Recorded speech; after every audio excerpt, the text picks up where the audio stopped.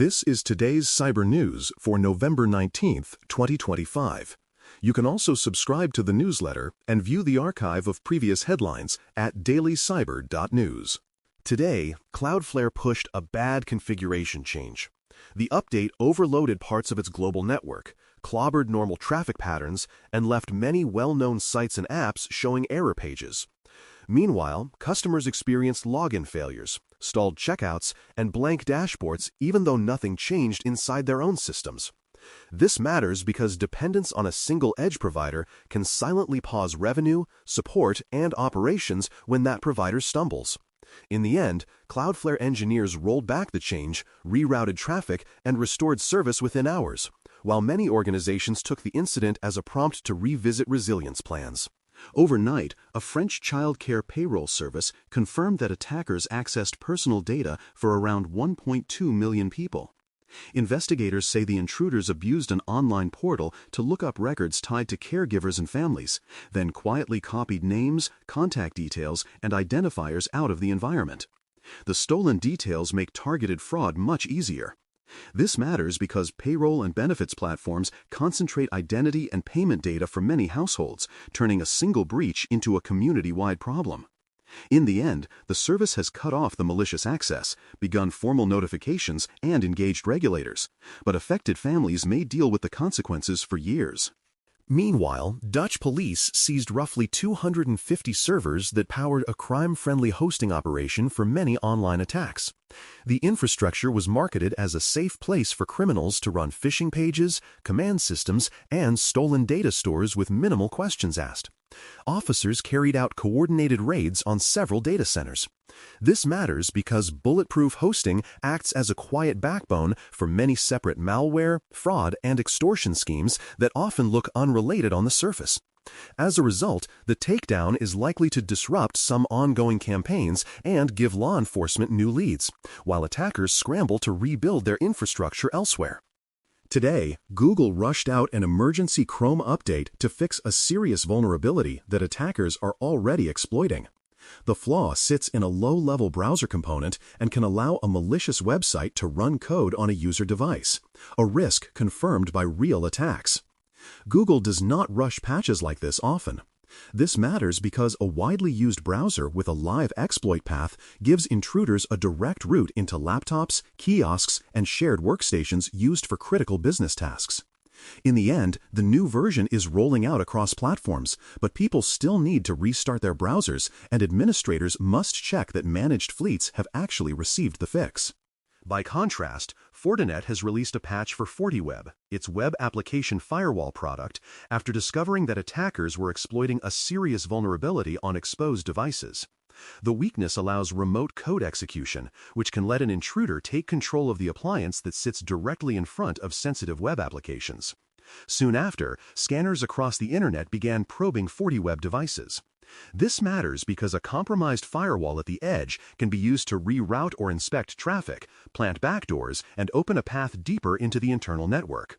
In the end, Fortinet has urged customers to upgrade quickly, while security teams check versions, review logs for suspicious access, and confirm that no unauthorized changes were made during the exposure window. Researchers have warned that WhatsApp contact lookups can be abused as a massive phone number directory. Attackers quietly scripted huge lists of candidate numbers into the feature, siphoned status details, and learned which ones mapped to real accounts. Some campaigns also pulled profile photos and other details that make later scams feel personal and convincing. That quiet gap fuels focused fraud at scale. Today, banks and consumer apps that lean on phone-based verification must assume that many of those numbers are already exposed, and defenders are tightening fraud rules and education while the platform works on stricter weight limits and automated abuse detection. Microsoft disclosed that Azure recently absorbed a record-breaking flood of junk traffic in a distributed denial of service (DDoS) attack. During the offensive, compromised devices around the world hammered cloud endpoints with enormous volumes of packets meant to choke normal customer requests. Many tenants only saw brief slowdowns and errors. This matters because even well-funded cloud defenses can be tested when attackers marshal enough bandwidth to stress shared infrastructure. Afterward, engineers adjusted protections and customers are being urged to confirm DDoS settings, logging, and alert paths for their own exposed services. Food delivery company DoorDash has reported that attackers accessed customer and driver data through a social engineering scam at a vendor. Using persuasive calls and messages, criminals tricked a third-party support worker into handing over credentials that unlocked internal tools handling personal details and limited payment information. No full card numbers were taken this time. The incident matters because one compromised vendor account can piggyback into core systems and expose data even when your own staff behave perfectly. In response, DoorDash says it cut off the bad access, notified affected users, and is tightening requirements around authentication and monitoring for partner employees.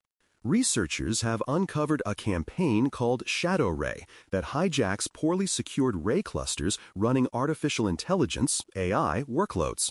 By scanning for exposed dashboards and weak defaults, attackers quietly inject their own jobs that deploy self-spreading crypto miner code onto shared compute nodes.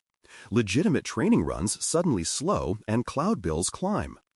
The situation matters because experimental AI environments often mix sensitive data, valuable models, and expensive hardware that many teams assume are insulated from direct internet threats. For now, defenders are hardening Ray interfaces, trimming network exposure, and checking telemetry for unexplained resource spikes or unapproved jobs that might reveal shadow Ray activity.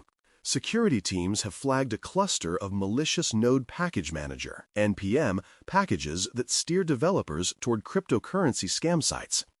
The packages copy trusted project names, then quietly load a traffic filtering service that decides who gets redirected and who sees harmless behavior. That cloaking keeps many automated checks from noticing trouble. All of this matters because poisoned dependencies can slip into small projects and even into larger products when teams reuse code without careful review. In reaction, maintainers remove the bad modules from the registry, and defenders are urging developers to scan their software bills of materials for any lingering references. That's the Bare Metal Cyber Daily Brief for November 19, 2025. For more, visit baremetalcyber.com. You can also subscribe to the newsletter and view the archive of previous headlines at dailycyber.news. We're back tomorrow. Thanks for listening. For more audio courses, daily newsletters, and more, please visit baremetalcyber.com.